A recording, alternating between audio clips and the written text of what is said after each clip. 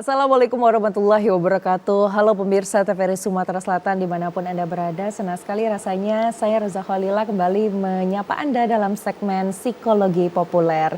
Dan tentunya hari ini kita akan membahas pembahasan yang sangat menarik. Pemirsa yang ada di rumah, kita akan membahas mengenai generasi sandwich versus lansia. Nah, pemirsa yang ada di rumah, apakah termasuk kelompok generasi sandwich atau kelompok yang lansianya nih? Jangan kemana-mana, terus saksikan sampai akhir segmen pada hari ini karena kita akan mendapatkan informasi yang sangat banyak mengenai, kita akan membahas apakah memang seseorang yang termasuk dalam generasi sandwich itu merupakan sebuah bakti ataukah sebuah tanggung jawab ataukah mungkin teman-teman yang merasa saat ini masih merasa sendirian, merasa lelah seperti itu karena ada beban yang ditanggung. Nah, hari ini kita akan membahasnya bersama psikolog yang sudah kita hadirkan ke TVRI Sumatera Selatan. Sudah hadir bersama kita Mbak Fitra Juvia Pratiwi, SPSI, MPSI, psikolog selaku anggota HIMSI Sumsel. Halo Mbak Fitra. Halo Mbak. Gimana kabarnya? Alhamdulillah luar biasa. Mbaknya gimana? Sehat juga, luar biasa. Sehat ya kita hari ini ya. Meskipun agak berasap ya iya, Mbak ya. Betul sekali, tapi harus tetap semangat dan betul sehat. Betul sekali, apalagi ini rombongan-rombongan mungkin yang masuk ke dalam generasi sandwich gitu ya. Atau generasi Gen Z ini kayaknya semuanya udah rata-rata udah kerja gitu Mbak ya. Betul sekali. Nah ini sebelum kita membahas lebih lanjut Mbak Fitra, Roza pengen tahu dulu nih sebenarnya generasi sandwich ini menurut perspektif psikolog itu yang seperti apa nih? Oke, generasi sandwich itu ibarat roti lapis ya, jadi roti yang ada lapis atas dan juga ada yang lapis bawah. Yang lapis atas itu adalah orang tua yang perlu kita asuh, yang perlu kita rawat karena penuaan, karena sudah lansia. Terus untuk yang di lapis bawah itu adalah pasangan kita dan juga anak-anak kita yang perlu kita besarkan seperti itu. Kemudian untuk yang di bagian tengah itu adalah generasi sandwich itu sendiri yang mana memiliki kehidupannya sendiri, kemudian memiliki tanggung jawabnya sendiri, tapi dia harus merawat dan mengasuh di antara kedua generasi ini. Satu sebagai tanggung jawab dia sebagai orang tua, satunya itu sebagai anak, tanggung jawabnya sebagai anak yang harus berbakti kepada orang tua seperti itu. Terus generasi sandwich itu benar kata Mbak usianya hampir rata-rata Gen Z ya sekarang ya. Kalau Gen Z itu kan hampir rata-rata berusia 30 tahun hingga 55 tahun itu termasuk dengan generasi sandwich seperti itu.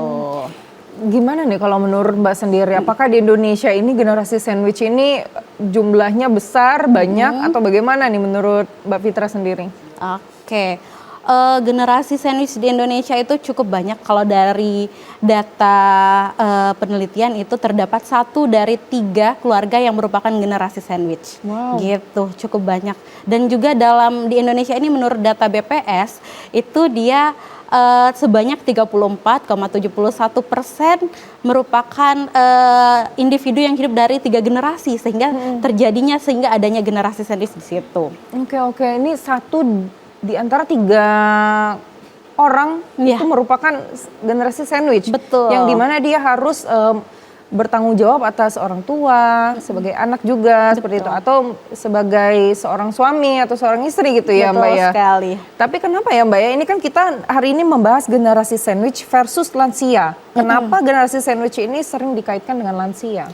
Karena perbedaan generasi yang jauh ya Mbak ya. Generasi sandwich kan usianya 30-an gitu ya. Kalau lansia kan udah 60 tahun ke atas. Nah biasanya ada gap budaya, gap komunikasi sehingga terjadinya selek atau berantem, kadang juga miskomunikasi. Jadi diversuskan karena bahasa cinta pada generasi sandwich sama bahasa cinta pada generasi yang sebelumnya itu sangat berbeda seperti itu. Berbeda ya. Oke, dan mungkin juga persepsinya seperti itu juga berbeda seperti itu Mbak ya. Betul. Antara generasi sandwich yang sekarang Gen Z mungkin ya dengan yang sudah lansia sekarang, Betul atau orang sekali. tuanya gitu ya. Iya. Nah ini tapi apakah sandwich ini kita artikan selalu bertanggung jawab terhadap orang tuanya saja atau bagaimana nih? Oke, generasi sandwich itu nggak bertanggung jawab kepada orang tua saja, tetapi juga pasangan dan juga anak-anaknya gitu. Dan juga pastinya dirinya sendiri. Anak-anaknya kan perlu sebagai anak-anaknya itu adalah tanggung jawabnya karena dia adalah orang tuanya. Sedangkan kalau misalnya pasangannya itu juga sebagai tanggung jawabnya gitu. Jadi generasi sandwich itu nggak cuma sebatas orang tua, tetapi juga pasangan dan juga anaknya seperti itu. Iya, Jadi kan emban yang dia emban itu dua keluarga gitu. Dua keluarga. Makanya dinamakan generasi sandwich. Iya iya, yang asalkan dia dalam satu keluarga gitu Mbak ya. Iya, dalam satu keluarga. Kalau misalkan dia ada adik juga berarti dia juga menanggung adiknya gitu ya Mbak ya. Betul sekali. Jadi sekarang bahkan nggak luput itu adik-adik menjadi tanggungannya juga nih. Iya. Jadi perlu support dari generasi sandwich. Apalagi misalnya orang tuanya itu udah lansia, udah pensiunan, tapi masih punya adik kecil nih. Jadi adiknya itu menjadi tanggung jawabnya dia. Jadi perlu support dari si generasi sandwich ini untuk melanjutkan misalnya dalam segi ekonomi atau sebagai support system. Kadang kan kalau misalnya lansia, misalnya dia udah pensiun atau dia udah pikun kayak gitu kan, dia kan butuh sosok seseorang yang bisa mensupport dia. Nah, sosok itu biasanya tuh kakaknya. Nggak luput itu biasanya terkadang atau kebanyakan itu adalah yang di generasi sandwich tadi. Jadi makin banyak tuh bebannya yang diembankan orang tua, pasangan, anak-anak, kemudian adik-adiknya juga. Itu biasanya adik-adik di bagian lapis bawah. Oke. Ini juga sebenarnya banyak banget ya Mbak ya yang sering dipelesetin tentang anak pertama nih. Karena banyak banget yang ditanggung ya, adiknya ditanggung gitu. Kalau udah berkeluarga, istrinya ditanggung, orang tuanya juga ditanggung gitu ya. Ini artinya memang bebannya banyak sekali Mbak. Kalau menurut Mbak Fitra sendiri, ini kondisi psikolognya gimana nih Mbak yang termasuk dalam generasi sandwich? Oke, baik. Kalau dari Kementerian Kesehatan itu menyatakan bahwa pada usia produktif sekitar 30 hingga 55 tahun itu rentan sekali yang namanya stres karena peran ganda. Nah, generasi sandwich itu dia peran ganda seperti itu. Perannya seperti apa? Satu, bertanggung jawab kepada istri. Yang kedua, harus menjadi figur sosok orang tua yang hebat. Yang ketiga itu harus menjadi anak yang berbakti kepada orang tua. Dan keempat ada lagi nih, usia produktif berarti dia merupakan seorang karyawan atau pekerja gitu kan ya. Jadi dia dituntut juga untuk maksimal dalam pekerjaannya. Gitu. Ini sebenarnya kalau kita melihat mental issue ya Mbak ya, apakah sebenarnya peran ganda ini idealnya dibolehkan atau tidak sih sebenarnya? Sebenarnya sih peran ganda ini idealnya itu kalau bisa sih dikurangi tapi gitu ya. Sangat sulit ya, apalagi kita kan kita di Indonesia masih menganut budaya tradisional Asia gitu kan. Jadi kita masih seperti kayak punya kewajiban dan kepatuhan tanpa batas untuk orang tua. Terus juga sebagai seorang pasangan itu harus bertanggung jawab kepada istrinya, misalnya suami gitu kan. Nafkah batin, nafkah lahir kayak gitu. Semuanya harus terpenuhi. Jadi agak sulit untuk dihindari dan harus dijalani gitu. Dan harus dijalani ya. Tapi kalau bisa dikurangin gitu ya. Apalagi kalau misalkan ini berkaitan dengan pekerjaan gitu Mbak ya. Kalau misalkan kerjaannya banyak peran yang ganda nih kayaknya tidak optimal gitu lah ya Mbak ya dalam dunia pekerjaan. Oke, kita coba balik lagi ke fenomena generasi sandwich ya Mbak Fitra ya. Ini kita juga sering dengar nih Mbak, ternyata generasi sandwich ini sudah semakin marak didengarkan atau orang sudah semakin kenal lah dengan istilah generasi sandwich. Nah ini kalau menurut Mbak Fitra sendiri kenapa ya kalau di Indonesia ini generasi sandwich ini semakin meningkat seperti itu atau semakin marak lah di era sekarang? Oke. Sekarang kan angka kehidupan itu semakin meningkat, jadi semakin meningkatnya atau semakin panjangnya usia, maka semakin juga meningkatnya pertemuan atau interaksi seperti itu kan. Jadi kita sebagai generasi sandwich, alhamdulillahnya punya orang tua yang masih hidup. Terus juga kalau Mbak perhatiin itu semakin sekarang itu semakin kayak ada isu waktu itu pernikahan dini. Jadi semakin cepat menikah juga dan akhirnya semakin produktif ini menghasilkan keturunan. Jadi terbentuklah nih generasi yang seperti itu. Jadi dari punya pola orang tua yang perlu diemban, juga polanya anak yang perlu dipertanggungjawabkan atau dibesarkan seperti itu. Gitu ya. Oke, ngomongin tentang pernikahan dini ya Mbak Fitra ya. Sebenarnya itu bukan solusi ya Mbak ya. Ya banyak orang yang berpikir kalau kita sudah menyerahkan anak kita kepada calon suami lah seperti itu ya. Beranggapan nanti ekonominya lebih bisa ada yang bertanggung jawab lagi seperti itu ya. Tapi kalau misalkan pernikahan dini kan kayaknya agak susah gitu ya untuk ekonominya lebih stabil gitu ya. Malah memberikan beban yang lain ya Mbak ya gitu ya. Oke. Ini mengenai tentang fenomena generasi sandwich lagi nih Mbak. Kadang sering dikaitkan ya generasi sandwich ini berbakti pada orang tua. Nah, tapi kalau menurut psikolog sendiri berbakti dengan orang tua yang secara sehat itu seperti apa? Mbak Fitra? Berbakti kepada orang tua itu kalau kita dari secara psikologi itu sah-sah saja dan boleh-boleh saja, asalkan harus ada batasannya, batasan yang sehat. Jadi kita harus membatasi diri kita berbakti kepada orang tua boleh gitu, tapi kita juga harus mengutamakan atau prioritaskan diri kita gitu. Karena kita harus sehat dulu nih supaya kita bisa merawat dan membantu orang tua kita. Jadi perlu adanya boundaries. Kebaktian itu boleh, asalkan kita juga harus tetap mengutamakan diri kita juga, seperti itu. Nah, boundaries yang seperti apa nih Mbak yang harus diperhatikan oleh termasuk generasi sandwich tadi ya Mbak ya? Batasannya seperti apa? Bisa dari komunikasinya gitu. Kita jelaskan kalau kita lagi butuh waktu seperti itu. Jadi kita mengeset atau menyeting atau mengatur batasan-batasan itu kepada orang tua kita. Kita tetap memberikan pengertian kepada orang tua kita seperti itu. Tapi juga kita tetap menjalankan kalau misalnya nih kita masih bisa atau kita bisa membantu orang tua kita, monggo kita lakukan gitu. Tapi kalau misalnya terkendala atau lagi mentoknya kita memang nggak bisa, jangan dipaksakan gitu. Jadi batasannya harus jelas gitu. Jadi kita nggak bisa atau kita pastinya nggak bisa memaksakan harus berjalan lancar terus gitu.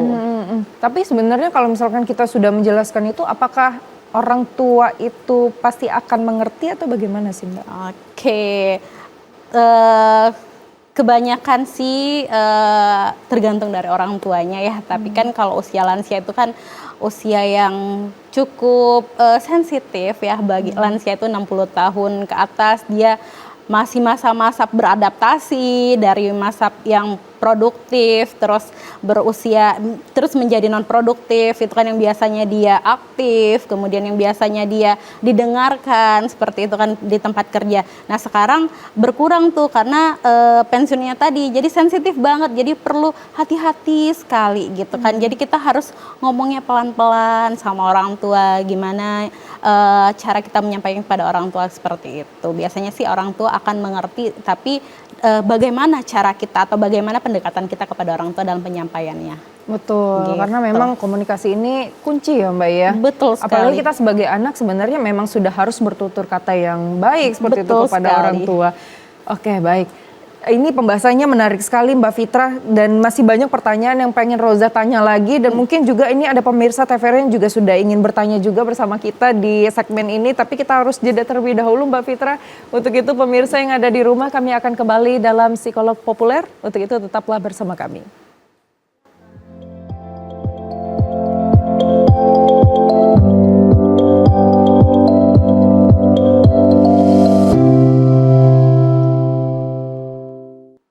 Masih bersama kami dalam segmen Psikologi Populer, dan tentunya kita akan melanjutkan pembahasan kita bersama Mbak Fitra. Tadi sempat terpotong ya Mbak ya. Namun sebelum itu pemirsa yang ada di rumah, kami ingin mengajak pemirsa yang ingin berkonsultasi secara gratis. Ini boleh ya langsung telepon kami di 0711 311 454, atau boleh juga kirimkan pertanyaan Anda di WhatsApp kami di 0823 11 98 17 90. Oke, ini sepertinya sudah ada yang bertanya Mbak Fitra, coba kita membacakan satu-satu ya Mbak Fitra ya.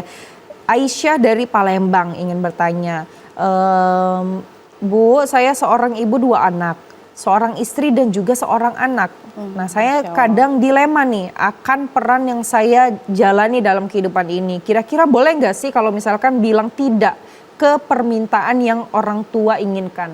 Oke, boleh langsung jawab? Iya, Oke, baik. Kepada Ibu Aisyah dari Palembang, salam kenal. Saya mau mengatakan kamu sejauh ini udah hebat banget menjalani peran yang luar biasa sebagai ibu, sebagai orang tua, dan sebagai anak ya gitu ya. Boleh nggak sih berkata tidak kepada orang tua? Boleh.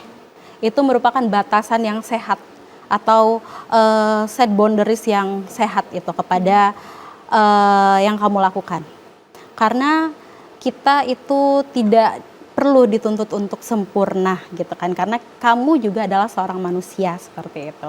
Tapi bagaimana caranya agar perkataan tidak atau penolakan itu disampaikan atau bisa diterima sama orang tuamu gitu kan, dengan cara empati, berikan alasan yang jelas dan juga solusi. Misal nih, kamu berkata tidaknya itu dari segi apa? Misalnya kebanyakan kan hampir rata-rata lansia itu mau berobat misalnya seperti itu. Misalnya mau berobat, meminta ditemenin sama Ibu Aisyah nih misalnya. Tapi kebetulan nih Ibu Aisyah kan seorang pekerja nih tadi misalnya kan. Ibu Aisyah pekerja, terus ini lagi keadaannya deadline. Jadi kan ada tuntutan dari kantor nih. Sampaikan dengan empati. Kayak seperti ini, Ibu sayang, mohon maaf, Aisyah belum bisa menemani Ibu berobat besok gitu. Sampaikan alasannya. Sampaikan alasannya dengan jelas karena apa? Karena Aisyah harus mengerjakan deadline terlebih dahulu. Bolehkah kalau misalnya berobatnya itu kita reschedule atau kita ganti jadwalnya lusa nanti, atau kalau boleh itu Aisyah telepon kakak ya untuk menemani. Jadi kita tetap juga menawarkan pilihan agar lansia tadi atau agar ibu tadi itu tetap memiliki kendali gitu kan, kendali dia bisa memilih, oh saya mau pilih yang mana ya, saya tetap mau ditemani sama si Aisyah atau kakaknya seperti itu. Jadi disampaikan dengan halus, menolak dengan halus supaya bisa diterima. Kalau misalnya berkata tidak boleh, boleh banget gitu. Kita harus tetap membuat atau menciptakan batasan itu. Oke, batasan sehat tadi ya, Mbak Iya. Fitra ya. Tapi sebenarnya kalau misalkan kita ngomong tidak itu Mbak ya, apakah itu bisa juga dikategorikan tidak berbakti seperti itu Mbak? Oke. Di Indonesia itu kan kita, di Asia sih lebih tepatnya kan, masih menganut budaya tradisional Asia tadi itu kayak merasa kalau misalnya saya berkata tidak itu saya sebagai anak yang durhaka gitu kan ya, terus saya nggak patuh gitu. Tapi sebenarnya untuk berkata tidak itu boleh-boleh saja karena kita perlu memprioritaskan diri kita dulu. Jadi kayak ibaratnya nih kalau kita analogikan kayak di pesawat itu kita dari pramugarinya akan mengatakan untuk masker oksigen tuh gunakanlah dirimu sendiri, baru gunakan dirimu terlebih dahulu, baru membantu orang lain. Seperti itu analoginya. Jadi kita harus menyelamatkan diri kita dulu, baru bisa kita membantu orang lain. Kalau misalnya kita sakit, jadi siapa yang harus urus anak?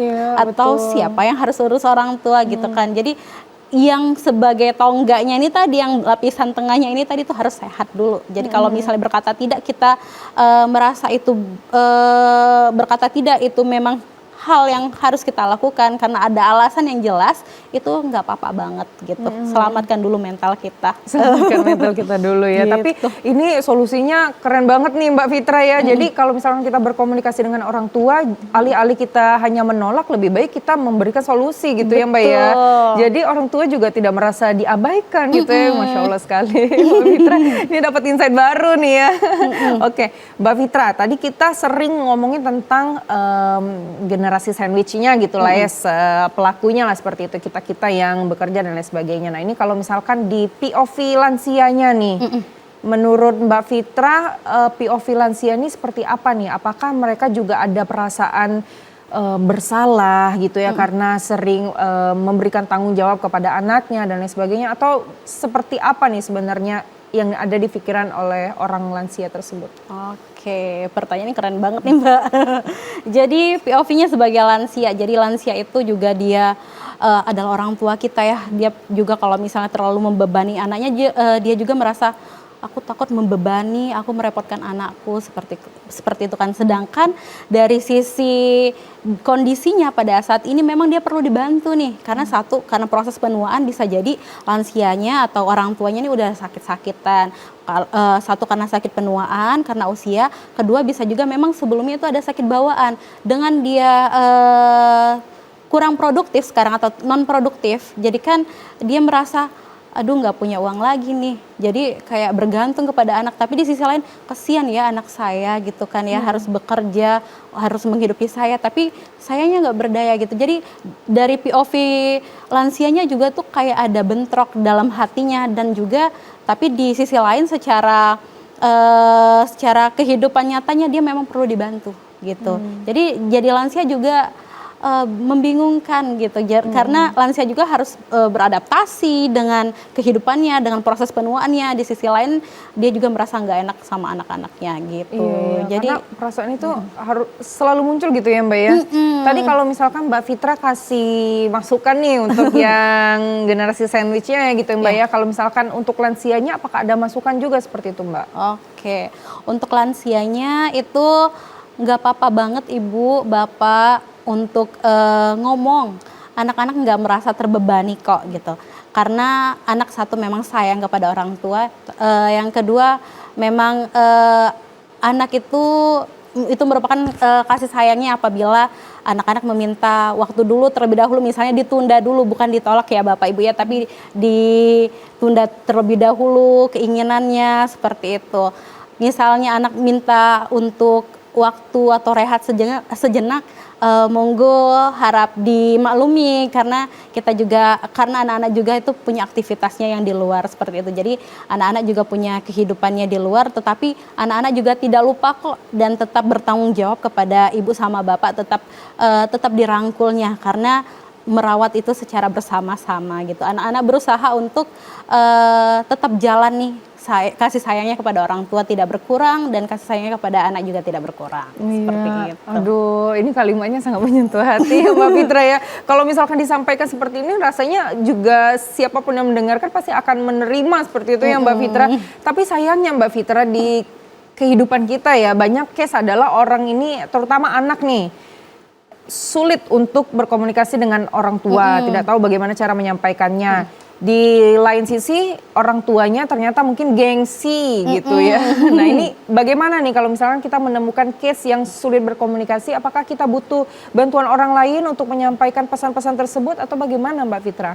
Oke, baik. Jadi ini permasalahan komunikasi ya Mbak ya, berarti ya permasalahan komunikasi. Gimana sih caranya? Mari kita gunakan komunikasi yang asertif. Komunikasi asertif itu seperti apa? Komunikasi yang jelas, tetap menghargai, dan juga berkata dengan lembut seperti itu. Jadi bisa diterapkan yang kayak case-nya Ibu Aisyah tadi nih, yang kita tetap menyampaikan empati kita, ibu sayang gitu. Kita sampaikan alasannya dengan jelas, terus juga kita juga memberikan tawaran solusi, bisa jadi seperti itu. Atau bisa jadi dengan cara kita seperti berkomunikasi secara lebih halus saja seperti itu. Orang tua insya Allah akan menerima, asalkan kita mengatakannya tidak menyentuh hati, maksudnya tidak menggores perasaannya gitu. Asalkan kita tetap menjaga perasaan orang tua, bagaimana kita menyampaikannya seperti itu Mbak. Oke, kalau di era sekarang nih, kalau menurut Mbak Fitra sendiri lebih baik mana nih ya kalau misalkan kita susah berkomunikasi ya Mbak ya? Apakah ngomong secara langsung gitu, atau melalui telepon, atau melalui pesan digital gitu ya, diketik pesannya gitu. Menurut Mbak Fitra mana nih yang lebih ideal atau baik dilakukan? Tergantung dari case-nya sih ya, seperti apa. Apabila kondisinya lagi di rumah, alangkah lebih baiknya disampaikan lebih langsung. Apalagi kalau misalnya halnya cukup sensitif, misalnya masalah keuangan ya, misalnya tuh orang tua membutuhkan uang, tapi kita sebagai generasi sandwich ini masih belum bisa memenuhi kebutuhan itu misalnya. Itu kan kita lebih baik kita sampaikan secara langsung, dari eye to eye, heart to heart, kan kita kan ada istilah seperti itu. Dan itu lebih masuk biasanya kalau misalnya kita sampaikan secara langsung. Tapi kalau misalnya dalam bentuk urgensi lagi di jalan seperti itu, atau kondisinya ini kan bisa jadi anaknya di luar kota. Itu kan repot kalau misalnya harus balik dulu ngomong kayak gitu kan. Bisa juga disampaikan by phone baiknya agar tidak salah persepsi. Kalau misalnya dari WhatsApp itu kan intonasinya bacanya betul. yang kirim intonasinya sebenarnya sih pelan lembut gitu ya. Tapi nanti yang baca karena lagi kondisi sebelumnya lagi panas, cuaca yang berasap misalnya kayak gini kan nanggepinnya bikin dia sedih, dia marah, intonasi dia bacanya ih nggak mau bantu, anak durhaka, takutnya kan seperti itu gitu ya. Jadi alangkah lebih baiknya kalau memang kondisinya bisa disampaikan secara langsung, sampaikan secara langsung dari mata ke mata, heart to heart dalam kondisi yang baik gitu ya dan nyaman. Kalau misalnya memang kondisi yang urgensi, alangkah lebih baiknya disampaikan by phone karena terdengar intonasinya atau sekarang udah ada video call nih, bisa by video call gitu kan. Kita bisa membaca raut wajah seperti apa dan juga kita bisa mendengarkan secara langsung intonasi seperti apa. Kalau by pesan itu takutnya nih salah paham gitu. Iya betul, kalau misalkan WhatsApp juga biasanya kita bener nih kata Mbak Fitra ya, kita nggak bisa baca intonasinya seperti apa gitu ya. Oke, ini ada korelasinya dengan pertanyaan yang ditanyakan oleh Acong dari Pak Jo nih ya. Izin mau bertanya, apakah konflik antara generasi sandwich ini sebenarnya disebabkan oleh perbedaan usia dengan lansia tersebut atau hanya kurang komunikasi saja? Oke, dua-duanya bisa sebenarnya. Satu karena kurangnya komunikasi atau ada gap komunikasi di sana. Jadi karena ada gap komunikasi jadinya terjadi konflik juga nih Mbak. Karena kan bahasa cinta atau komunikasi pada orang terlebih lansia atau generasi terlebih dahulu sama yang generasi sekarang kan beda. Kalau lansia itu kan biasanya kebanyakan sedikit mengontrol dan sedikit mengatur dan ngomel ya. Padahal itu bentuk bahasa cintanya. Kebanyakan orang tuh bisa nanyain dalam satu hari, nak sudah makan belum? Nak udah sampai belum? Berkali-kali seperti itu. Itu adalah bentuk pedulian sebenarnya. Sedangkan dari sisi generasi sandwichnya sendiri itu dia merasa kalau dikasih privacy dia merasa dihargai gitu kan. Jadi kan bentrok nih sebenarnya. Satu bisa jadi karena bahasa cintanya yang nggak nyambung padahal tujuannya sama-sama peduli dan sama-sama sayang sebenarnya. Bisa juga karena yang kedua tadi itu selain komunikasi usia juga, PAUD usianya kan beda nih, jadi zamannya perkembangannya ilmu pengetahuannya udah berubah, jadi itu juga mempengaruhi atau berkorelasi juga seperti itu antara komunikasi dan usia juga. Oke, dan ini balik-balik lagi adalah pemecahan masalahnya dengan cara komunikasi yang baik ya Mbak ya, antara orang tua dan juga anak tersebut. Oke, baik. Mbak Fitra, kita harus jeda terlebih dahulu. Untuk itu pemirsa yang ada di rumah jangan kemana-mana. Kami akan kembali usai jeda berikut. Tetaplah bersama kami.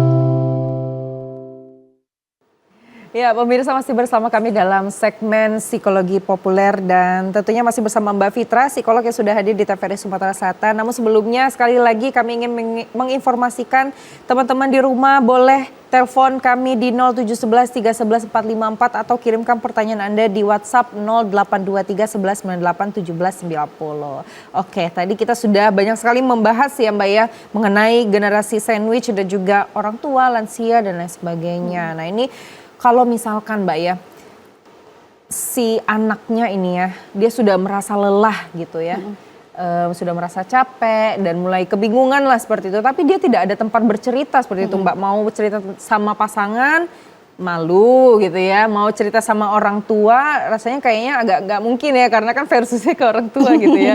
Ini gimana caranya Mbak ya untuk meluapkan emosi yang ada di dalam dirinya? Oke.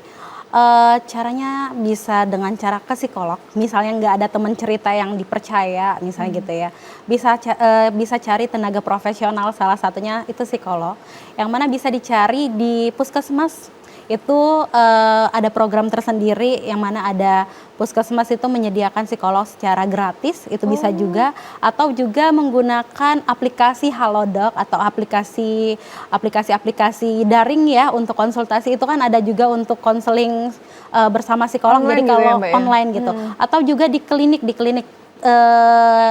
misalnya di klinik saya nih.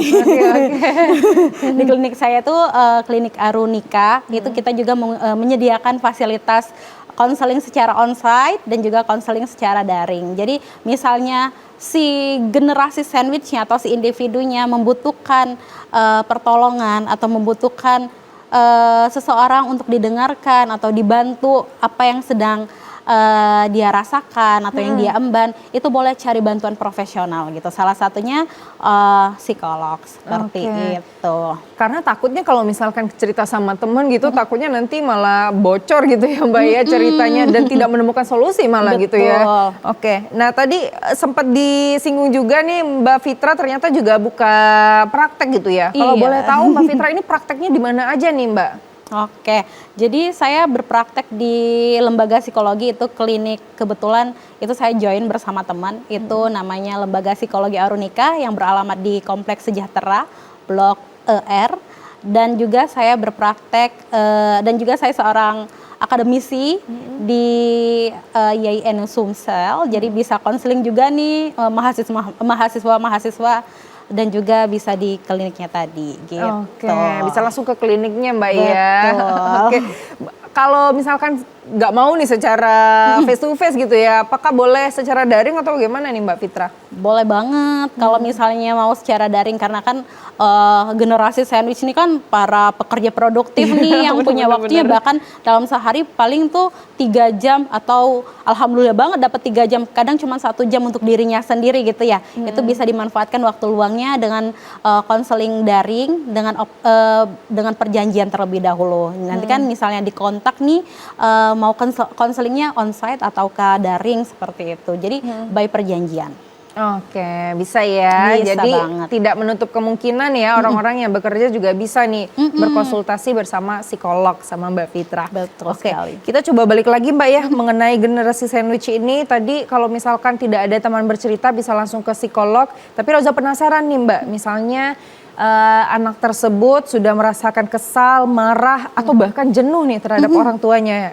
Ini sebenarnya selanjutnya mungkin dia merasakan ada rasa bersalahnya juga nih Mbak ya, karena sudah mungkin marah gitu ya atau kesal. Nah ini sebenarnya secara psikolog apa nih yang terjadi di dalam diri orang tersebut? Oke, ini yang dinamakan konflik peran gandanya tadi ya. Jadi ada perasaan bersalah yang perasaan bersalah dalam dirinya seperti itu, karena dia merasa tidak mampu mengiyakan gitu kan, dia merasa belum optimal seperti itu. Jadi ada kayak perperangan batin antara dirinya atau psikologisnya dan juga sebenarnya keadaan dia memang tidak bisa gitu kan. Nah hal ini harus jadi alarm nih untuk si individu kalau misalnya dia butuh, kalau dia perlu istirahat terlebih dahulu gitu. Dia perlu meluangkan waktu, ambil waktu untuk dirinya dulu tuh, dia terjadi konflik seperti itu kan, jadi perlu ambil jeda dulu, misalnya dalam keadaan berantem seperti itu ya,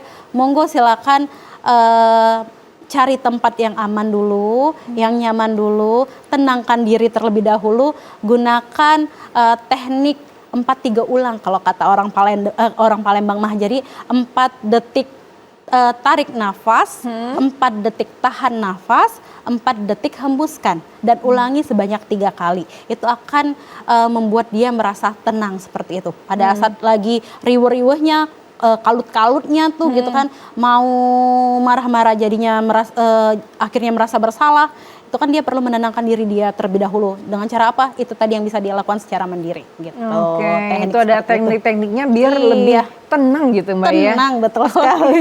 Dan ini mungkin juga menyuarakan hati-hati Gen Z nih Mbak ya. Sering Gen Z ini merasa seperti ini Mbak. Saya ini capek banget udah ngurus semua orang gitu ya. Tapi ngerasa nggak ada yang ngurusin saya gitu. Meskipun ada pasangan dan lain sebagainya seperti itu. Tapi masih merasa tidak ada yang ngurusin dia seperti itu. Nah ini gimana nih Mbak solusi pemecahan masalahnya untuk orang-orang atau Gen Z yang merasa dirinya seperti itu Mbak? Oke. Kebanyakan akan merasa seperti itu ya gitu. Jadi gimana solusinya? Itu tadi, silakan siapkan batasan. Batasan siapa orang yang pertama kali bisa mengerti diri kita selain diri kita sendiri. Jadi kita harus selamatkan dulu nih diri kita gitu. Gimana caranya agar saya tetap sehat secara mental? Misalnya nih dengan cara memang orang tua lagi nggak bisa nih ngurus kita. Terus anak-anak nggak mungkin dong, anaknya masih bayi misalnya, anaknya masih kecil-kecil, balita ngurus kita kan. Jadi kan kita harus mengerti juga kondisi seperti itu. Dengan cara apa yang bisa kita lakukan? Kita urus diri kita dulu, gitu. Kita ambil jeda, kita ambil waktu. Misalnya kalau kita butuh me time, silakan lakukan me time. Misalnya butuh karena hobi, ya ada hobi gitu. Hobinya apa? Lakukan hobinya. Jadi jangan melupakan diri. Jadi selagi kita bisa ngurus diri kita, silakan kita urus diri kita, karena posisinya sekarang yang memiliki power istilahnya atau yang produktif itu kita. Jadi bagaimana caranya kita yang ngaturnya gitu. Karena kalau kita mau mengharapkan dari orang tua juga posisinya lagi butuh kita. Anak apalagi gitu. Jadi kita harus mengambil atau berusaha untuk sebisa mungkin nih agar bisa tetap berjalan dengan baik, ya dengan cara kita juga harus sehat. Apa yang harus kita lakukan? Itu tadi Mbak, luangkan waktu buat batasan. Iya betul, healing lah ya kalau healing, betul sekali. Atau kalau misalkan kalau healing ini kayaknya terlalu jauh, me time gitu Mbak ya. Me time, karena biasanya kalau kita sudah me time atau healing itu biasanya hati jadi lebih terbuka, pikiran jadi lebih terbuka gitu Mbak ya. Jadi menanggapi apa yang masuk ke dalam diri kita nih juga akan lebih penuh sukacita lah seperti itu ya. Oke, nah ini juga salah satu mungkin yang menjadi permasalahan atau problem banyak orang nih Mbak ya. Kalau ketika sudah bersuami istri nih misalnya salah satu di antara suami istri tersebut sering mencukupi atau selalu mengusahakan orang tuanya seperti itu ya. Nah ini juga kadang membuat konflik nih ya, atau berantem atau dan lain sebagainya. Ini menurut perspektif psikolog ini harusnya seperti apa nih Mbak untuk menghindari konflik-konflik di dalam rumah tangga mengenai generasi sandwich ini di hubungan suami istri ya? Oke, baik. Gimana sih caranya? Misalnya kita harus mengemban atau mengasuh orang tua, jadi waktu kita habis nih untuk orang tua, terus harus bekerja juga, habis waktu kita untuk bekerja ngurusin anak. Kita sama pasangan seperti apa? Jangan lupa untuk sempatkan berkomunikasi atau sediakan waktu dengan pasangan. Minimal dalam satu hari itu 30 menit.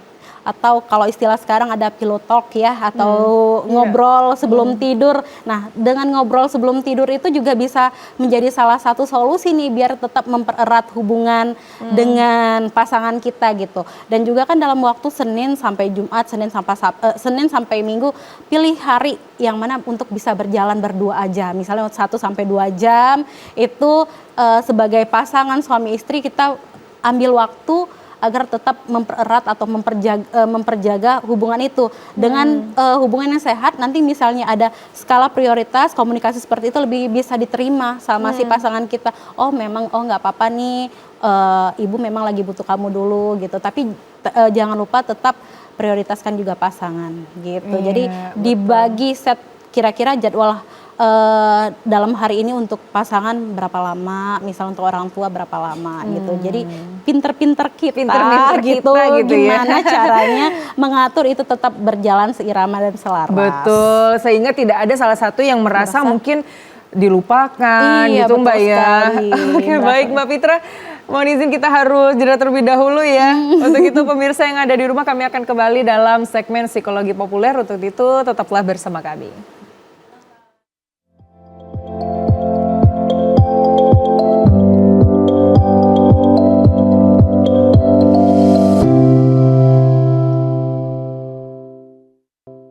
Terima kasih pemirsa, Anda masih bersama kami dalam segmen Psikologi Populer dan kita akan melanjutkan pembahasan kita bersama Mbak Fitra, psikolog yang sudah hadir di TVRI Sumatera Selatan. Kita akan menjawab pertanyaan yang sudah bertanya ini Mbak Fitra ya. Dari Yamin ingin bertanya, saat ini saya sudah berada di posisi generasi sandwich dan jujur saya agak kebingungan nih dalam mengatur keuangan. Apakah ada tips atau saran yang bisa diberikan kepada saya agar saya lebih bijak dalam menghadapinya? Silakan Mbak Fitra. Baik. Terima kasih atas pertanyaannya dan kamu luar biasa banget harus mengatur dan memanage itu karena sebagai generasi sandwich ya. Jadi ada tips yang bisa saya berikan itu dengan rumus 50, 30, dan 20. 50 itu silakan kamu siapkan, itu adalah dana untuk kehidupan sehari-hari, kebutuhan kayak makan, biaya anak sekolah, terus biaya berobat orang tua. Itu 50% tuh dari total penghasilan kamu. 30%-nya itu silakan kamu jadikan biaya darurat. Gitu. Apakah nanti ini akan digunakan nih 30% ini. Terus untuk 20%-nya itu bisa kamu gunakan untuk diri kamu sendiri. Oke, catat cintai diri kamu dulu supaya kamu bisa mencintai orang-orang yang kamu sayangi. Betul Jadi sekali. rumus itu silakan diterapkan. Oke, ini artinya memang harus disisakan sedikit untuk diri sendiri ya Mbak ya. Iya, walaupun sedikit tapi tetap harus gitu disediakan atau disiapkan gitu. Oke. Ini pertanyaan selanjutnya, Ibu Ainun dari Jakabaring. Bagaimanakah psikolog memandang untuk anak-anak yang tumbuh pada lingkungan toksik, lingkungan yang mengedepankan semuanya untuk lansia seperti itu. Nah, dalam artian anak muda ini kadang suaranya tidak terlalu didengar atau tidak dianggap sama sekali. Menurut Mbak Fitra, bagaimana pandangannya terhadap anak yang tumbuh di lingkungan seperti itu? Oke. Anak yang tumbuh di lingkungan toksik yang dimaksud karena mengedepankan lansia ya, berarti ya pertanyaannya.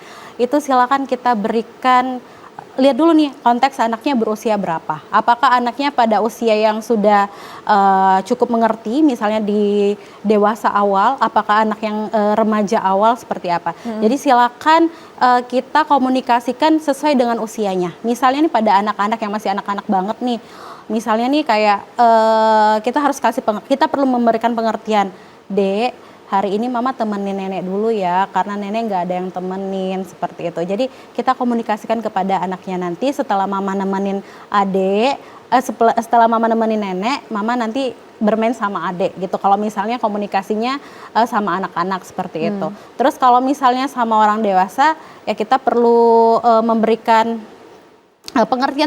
pengertian juga dengan komunikasi yang asertif tadi gitu kan. Tapi kita juga harus membuat skala prioritas itu yang awalnya mengedepankan lansia, gimana caranya agar kita tetap mengutamakan anak juga nih. Jadi dua-duanya agar tetap berjalan. Misal nih dalam Senin sampai Jumat itu kita prioritasnya berapa jam tadi seperti kata saya itu, apakah sama orang tua dulu ataukah sama anak dulu. Kita tetap tidak boleh melupakan anak kita karena anak kita kan membutuhkan kita. Jadi bisa-bisanya kita, pintar-pintarnya kita mengajak anak kita untuk keluar nih dari lingkup yang toksik seperti itu supaya anak kita tidak menjadi mata rantai untuk lingkungan yang toksik gitu. Jadi harus sehat kitanya karena kitanya yang mengerti ya. Oh ini saya di kondisi prioritasin orang tua tapi saya juga nggak mau ngelupain anak saya nih. Jadi gimana caranya saya membangun atau membuat jalan agar tidak biar anak saya tidak kelamaan nih menjalani atau melakukan hal yang seperti ini seperti itu. Baik, artinya ini generasi sandwich ini bisa diputus rantainya seperti itu Mbak Fitra. Bisa kita putus itu mulai dari diri kita dulu gitu ya. Kalau kita semakin sekarang kan generasi Gen Z ya hampir rata-rata kan lebih melek nih sekarang kan. Gimana sih generasi sandwich itu dampaknya seperti apa, bebannya seperti apa, kan hampir merasakan kan, atau hampir rata-rata merasakan beban yang dia rasakan secara kesejahteraan dirinya, efek psikologisnya, apa yang harus dia korbankan, baik secara uang, baik secara kehidupannya gitu. Dengan dia mengamati atau dengan cara dia berkacamata sama dirinya sendiri, insya Allah kemungkinan dia akan berusaha agar anaknya tidak menjalani seperti apa yang dia jalani gitu. Karena orang tua pasti menyayangi anaknya dan semakin sekarang saya percaya nih Gen Z sekarang itu akan lebih produktif, akan lebih inovatif dan akan lebih menciptakan yang namanya mental health dan seperti apa menjalani kehidupan yang sehat mental itu. Oke, ini sudah lebih concern ya Mbak ya terhadap mental issue. Nah kalau misalkan persiapan nih Mbak ya, kita sebagai mungkin orang tua yang baru atau calon sebagai orang tua itu nantinya, ini apa yang harus kita persiapkan agar nanti tidak ada generasi sandwich lagi? Oke, baik. Pertama kita persiapkan diri kita terlebih dahulu nih. Kita harus tenang dan kita harus stabil. Jadi kalau kita tenang dan stabil menghadapi situasi-situasi seperti itu kayak makanan sehari-hari dong gitu kan ya. Jadi yang pertama kita persiapkan diri kita terlebih dahulu. Kita harus tenang dan stabil. Kemudian sebelum kita menikah misalnya. Sebelum kita menikah kita perlu mengkomunikasikan dengan pasangan kita. Kita nanti dalam kehidupan rumah tangga maunya seperti apa. Terus kita dengan orang tua perlunya seperti apa. Orang tua dari sebelah kamu seperti apa. Orang tua dari sebelah saya seperti apa. Terus kita maunya kehidupannya pisah rumah atau dalam rumah. gitu kan. Itu kan juga menjadi hal yang perlu dibahas ya, kehidupan setelah menikah. Maka perlu dibahas itu sebelum menikah. Kira-kira gimana nih? Terus kalau misalnya udah dibahas sebelum menikah, tantangan-tantangan tersebut kan sudah ada bayangan nih. Oh, kalau misalnya sudah menikah, kemungkinan besar saya akan tinggal bersama ibu dari suami saya misalnya, atau saya harus ikut orang tua terlebih dahulu. Jadi kan kita udah ada persiapan harus seperti apa, dan juga persiapan ekonominya seperti apa gitu. Jadi perlu perlu dipersiapkan nggak cuma secara mental, komunikasi tadi, tapi juga keuangan juga, supaya keuangan ini tidak menjadi konflik yang muncul juga setelahnya gitu. Oke, ini artinya memang mungkin bisa menimbun aset gitu. Iya, betul. Ternyata orang tuanya CEO gitu ya. Oke, baik. Tapi sebenarnya kalau menurut Mbak Fitra sendiri, Mbak ya, sebenarnya tanggung jawab apa sih yang harus kita tunaikan seperti itu, Mbak ya? Apakah memang sebenarnya orang tua itu ada ekspektasi tertentu terhadap anaknya, atau memang sebenarnya ekspektasi anak terhadap orang tuanya yang salah seperti itu? Nah, sebenarnya yang baiknya seperti apa, Mbak Fitra? Oke. Sebenarnya interaksi antara generasi sandwich dan lansia itu memang ada gap ekspektasi di sini. Ini yang menjadi tantangan tersendiri sebenarnya untuk generasi sandwich dan lansia. Gap ekspektasi ini biasanya tercipta dari orang tua atau lansia itu kayak ngerasa, saya dulu mengorbankan semuanya untuk kamu, hidup saya korbankan untuk kamu, seperti itu. Sedangkan dari sisi generasi sandwichnya, dia ekspektasinya kayak ngerasa, aku harus sempurna, aku harus bisa membahagiakan semuanya. Terjadilah bentrok tuh karena ekspektasi yang ketinggian. Maka silakan mencoba untuk menurunkan ekspektasi kita dengan mengetahui atau dengan melek nih kondisi kita saat ini seperti apa. Apakah kita perlu berekspektasi seperti itu, karena semakin tingginya ekspektasi, kalau misalnya nggak tercapai, jatuh sakitnya sakit banget kan gitu. Jadi silakan kita turunkan ekspektasinya dengan menyesuaikan nih. Kita beradaptasi, kira-kira kehidupan kita pada saat ini seperti apa. Apakah ekspektasi kita ini bisa diemban, apakah bisa tercapai atau tidak, seperti itu. Oke, ini harus memang antara baik itu orang tua ataupun anaknya harus ekspektasinya harus dijaga gitu, Mbak ya, jangan sampai ketinggian ya. Oke, baik. Nah, ini mungkin sebagai penutup juga nih Mbak Fitra, pesan dari Mbak Fitra sebagai seorang psikolog ya mengenai tentang generasi sandwich versus lansia. Berarti ada 2 pesan nih, Mbak. Boleh. Untuk generasi sandwichnya dan juga untuk lansia. Silahkan Mbak Fitra. Oke, untuk generasi sandwich saya mau berkata, kamu hebat banget udah bertahan sejauh ini. Tapi kamu juga manusia biasa. Kamu perlu bantuan apabila kamu sudah tidak sanggup lagi. Menciptakan batas dan ruang itu bukan berarti egois, tapi itu adalah perawatan jangka panjang supaya kamu tetap sehat, kamu bisa merawat diri kamu, bisa merawat orang tua kamu, dan merawat anak kamu.